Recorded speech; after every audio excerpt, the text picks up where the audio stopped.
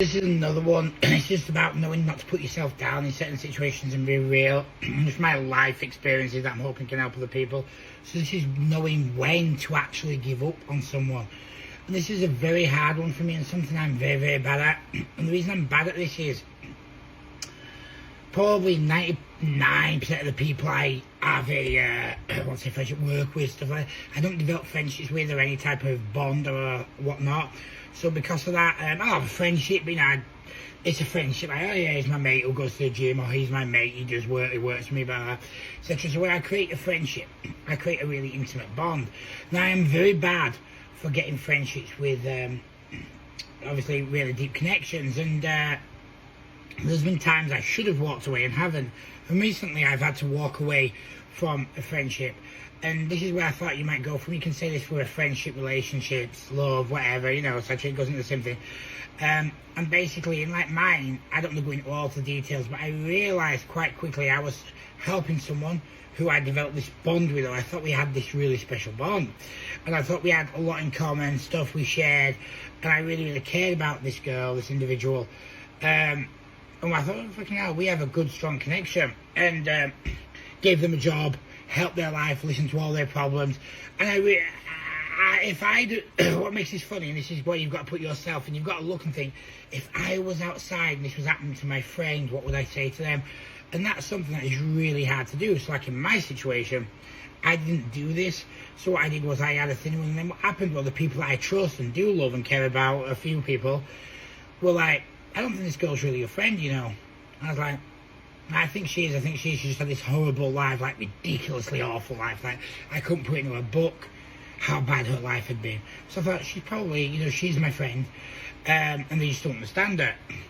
And then lo and behold, believe a lot of our friendship with the girl was saying. And then my friend was like, well, one of the male ones was like, you think she's your friend, but I think she just sees you as a bully call, actually, like anyone who doesn't, to put his words in, he goes, I think you're a 10 and she's a 2.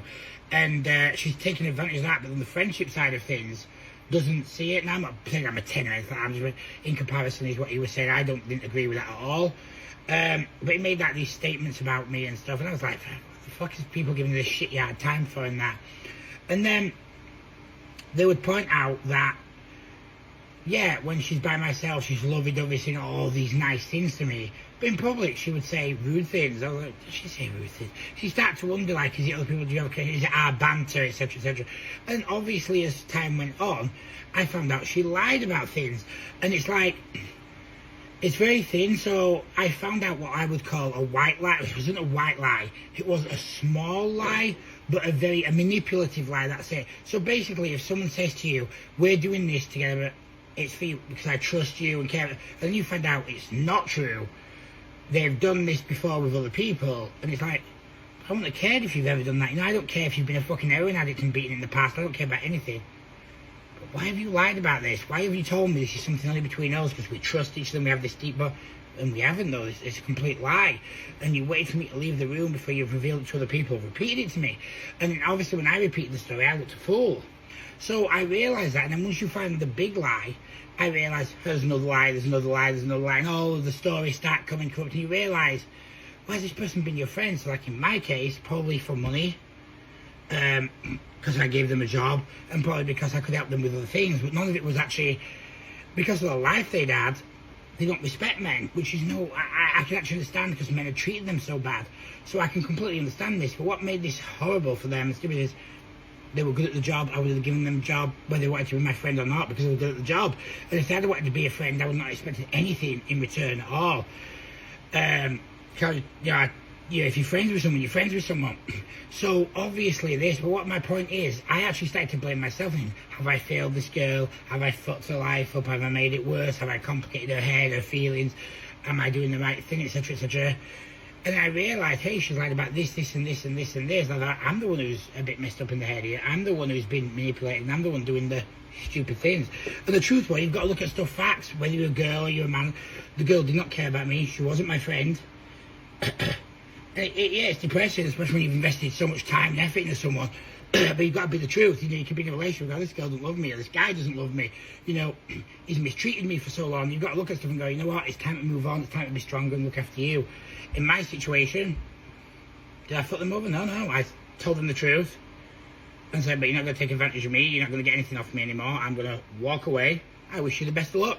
You've had a shitty life, but that doesn't mean you have to treat me like shit, other people who care about you like shit. So I moved along, left them to do their thing, nothing negative, positive energy, as you know I do.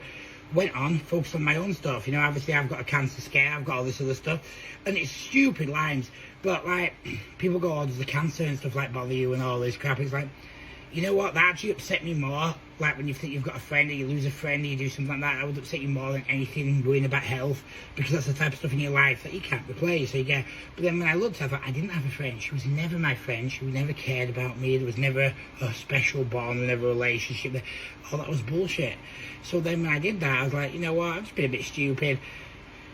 You know, I've tried to help someone who can't be helped. You know, they'll go back to their life. I don't say anything bad about it because I have nothing bad to say about them. But, you know, I'm not going to be taken advantage of.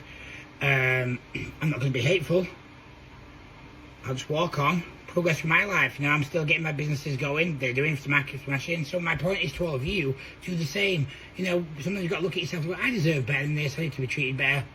Throw the rubbish away, or not necessarily the rubbish, don't want to say it in a nasty way, but throw the negativity away, the negative energy, what's bad for you.